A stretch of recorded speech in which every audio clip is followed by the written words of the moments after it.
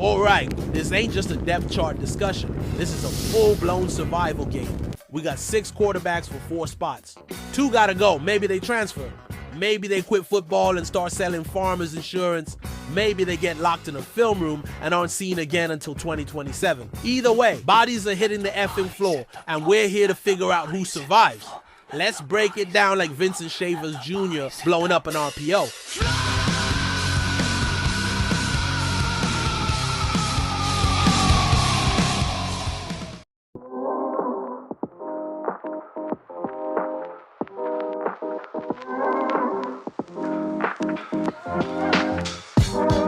Let's not waste time here. If you still think there's a QB battle for the starting job, you might actually be concussed. Dylan Raiola is the guy. This man walked into Nebraska with the red carpet rolled out, a golden fucking trident in his hand, and a fan base that's ready to declare a state holiday the moment he throws a touchdown.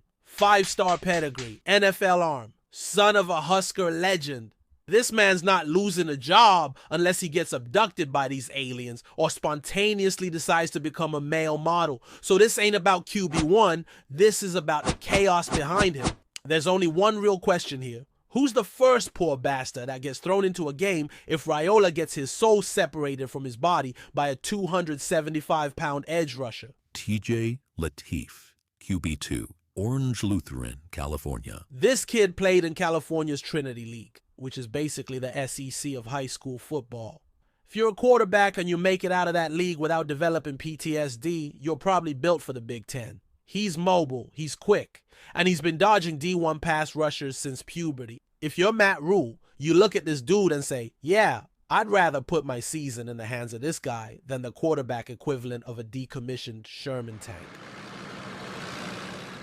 Marcos Davila, QB3, redshirt freshman, transfer from Purdue, and attended Midlands Legacy, Texas. Okay, so from what I know, this dude's got an effing cannon. He could probably throw a football through a brick wall. The problem? He moves like he's got cinder blocks tied to his ankles. If Nebraska's offensive line is anything less than 1983 Husker level elite, this kid's gonna spend more time on the ground than a drunk uncle at a family reunion. He's got the arm, but does he have the mobility? Remains to be seen. So, who will back up Dylan Raiola this season?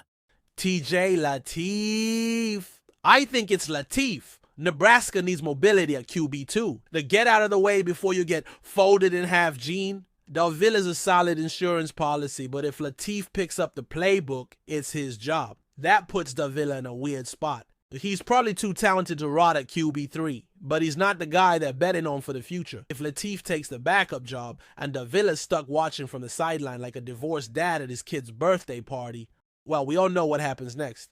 Perhaps even post-spring. Who's going to back up the backups? All right, let's talk about the bottom of the depth chart, the island of misfit quarterbacks. Nebraska's not carrying 6 QBs. Hell, they don't even need 5, which means at least 2 of these dudes are getting sent to the Shadow Realm. Who's staying? Who's vanishing? Glad you asked. At QB3, Marcos Davila for now. Look, he's still got some value. If he's willing to stick it out at quarterback 3, he's good depth. But if he sniffs a better opportunity elsewhere, he's hitting the portal faster than Scott Frost hitting a golf course beer cart. Credit card in one hand, divorce papers in the other, and a sloppy grin that says, make it a double. At quarterback 4, the scout team quarterback. Jalen Gramstad, the scout team hero. Do you know how every team has that one QB who's just always fucking there? That's Gramstad. He came in from Naya football during a pro day like he accidentally wandered into the wrong building and just decided to stay.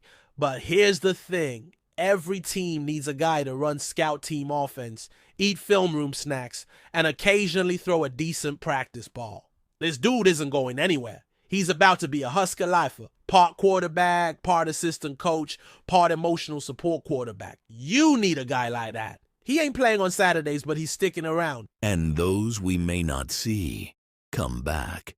Luke Longval. Buddy, I respect the JUCO hustle, but this ain't it. The best case scenario for you is transferring to a D2 school where they still believe in you. The worst case scenario, joining a frat and telling everyone about how you almost played at Nebraska for the next several years. Bold soak up. Every year, Nebraska has a random walk-on QB who never plays but somehow ends up with a cult following among weirdos on Twitter. If that's you, Bode, then fuck it, ride the wave. But if not, hit that transfer portal and go be a legend at Northwest Missouri State. Alright, yo, let's lay it out plain and simple. Nebraska ain't rolling with 6 QBs. They're rolling with 4, maybe 5 at absolute most.